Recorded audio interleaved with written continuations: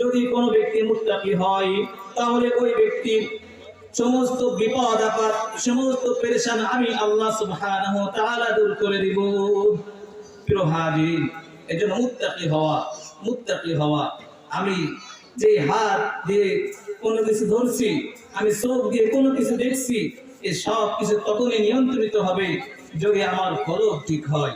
আর কলব ঠিক হয়েছে এটা তখনই বোঝা যাবে যদি আমি মুত্তাকি হতে পারি। মুত্তাকি হতে গেলে সূরা বাকারার প্রথম যে 6টি গুণ আল্লাহ সুবহানাহু ওয়া তাআলা বলে দিয়েছেন, এই গুণগুলো যদি কোনো ব্যক্তি অর্জন করতে পারে আল্লাহ সুবহানাহু ওয়া তাআলা বলেন অবশ্যই সে মুত্তাকি হতে পারবে। আল্লাহ সুবহানাহু ওয়া তাআলা আমাদের সকলকে মুত্তাকি হওয়ার তৌফিক দান করেন, আমিন।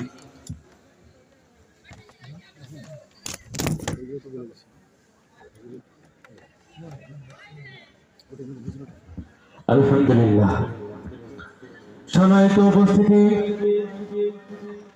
এতক্ষণ ধরে আপনারা কোরআন কারীমের আলোচনা শুনছিলেন। এখন আপনারা কোরআন কারীম থেকে আলোচনা শুনবেন। আপনাদের মাঝে আলোচনা নিয়ে আসছেন প্রখ্যাত দায়ী চৌগাছার নন্দিত মুফাসসির হযরত